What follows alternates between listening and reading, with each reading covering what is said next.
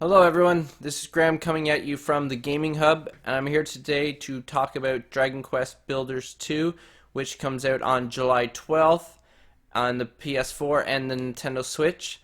Now this game was already released in Japan on December 20th of last year, but everywhere else will get to see it on July 12th. So I figured with the coming out so soon, I figured that I would make a video on me talking about what the new one has, what I hope it has, and talk a little bit on the first one as I'm working my way through it right now.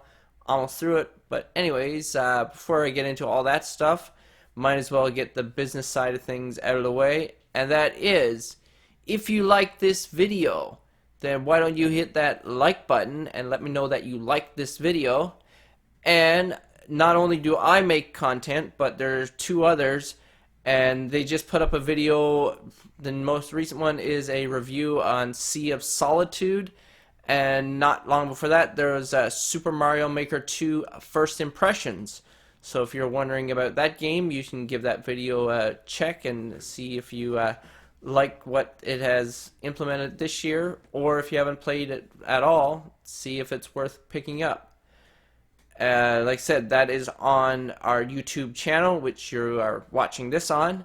And if you like that video or any other videos, why don't you hit that subscribe button and then turn on notifications, and you will be notified when new content is made available for you.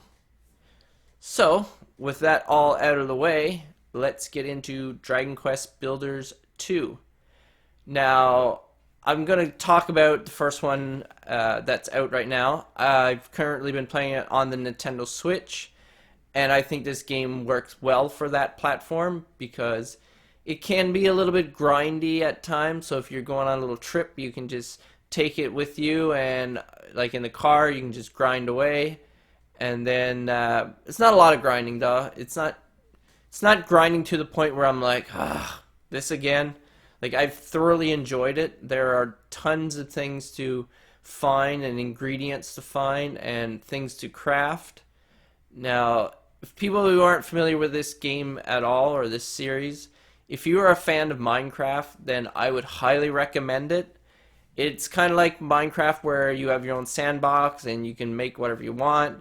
Now, there's not as many items and stuff that is in Minecraft, but with this game, it also has a story to it and like a campaign.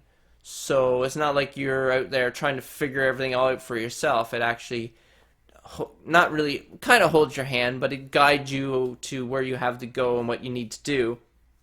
And it also makes blueprints for your town, so you can actually make an infirmary and many other rooms. You can make inns, and they could have like varying quality of inns, and you get experience points with that, which you can build up your base to get to different levels, which you have to with some quests and stuff like that. But it's a great game, highly addictive, but I really don't have many issues with it.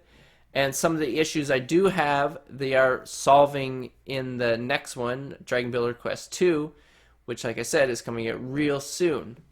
The biggest one for me would be they've introduced a glider into it, so you no longer have to, like, you can climb up the mountains or build your way up the mountain, whatever which way you do. But you get up that mountain, and then to come down, you don't have to worry about taking your time and going ledge to ledge, because you will take fall damage if you fall too far, and you will die if you are at a certain height. So by gliding, that negates all that stuff, and it makes traversing the terrain a lot better. Like, think Breath of the Wild. Like, how much better does it make that you have a paraglider? It makes it so much better.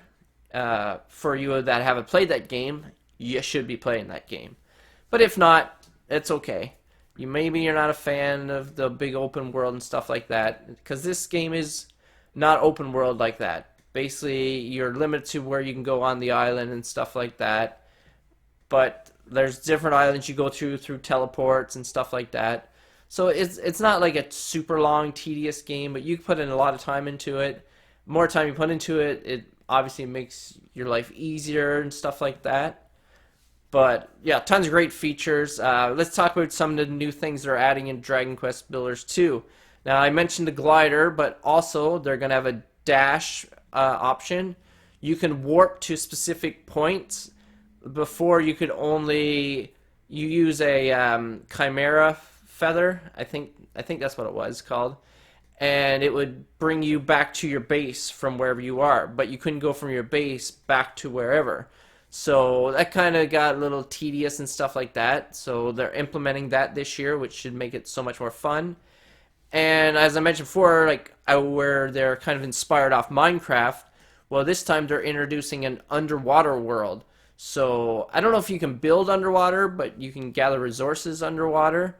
So that kind of opens up the world a lot more. I don't know if they'll still have fishing in it. If that is the case, maybe they will for like the deep sea and stuff like that. I hope they do keep fishing because fishing was a lot of fun, and you can just make different kinds of meals and stuff like that. It's not like Breath of the Wild where you just guess a meal. It actually gives you a recipe for a meal and stuff like that. And some characters will request that meal for the campaign and stuff like that. Other things they've introduced a first-person mode, which a lot of people like playing their games in first person. So now the option is there. You don't have to stay in first. You can be third person at different camera levels, or you can just go in first person and not having to worry about it. Now, another feature they added that wasn't in the last one is multiplayer. They have local co-op and online co-op. Now, I don't think this works for the campaign. I'm not quite sure. I think it's more of your own island idea kind of thing, where kind of like in Minecraft, where you basically have a big open world and you can build whatever you want with friends. Don't Yeah, you can have as many friends online, stuff like that, but this is up to 1 to 4 local. I don't know about online. I'm just gonna say 4 for the record. I could be wrong. But yeah, you get to build together and experience the game together, and it's a lot of fun.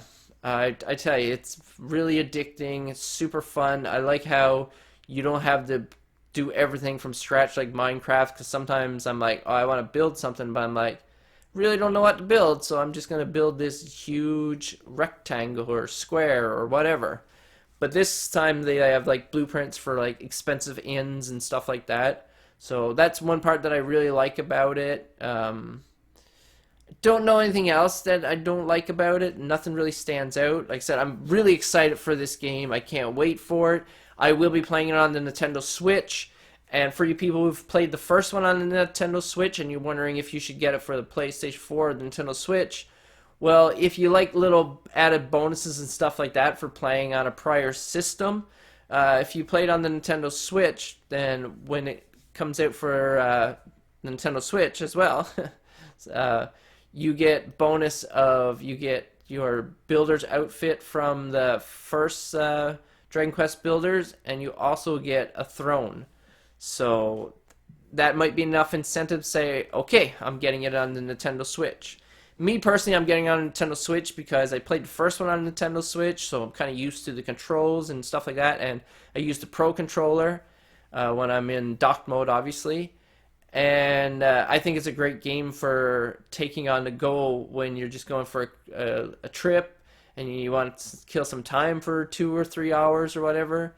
So yes, that is my thoughts of the new one coming out and a little bit on the first one.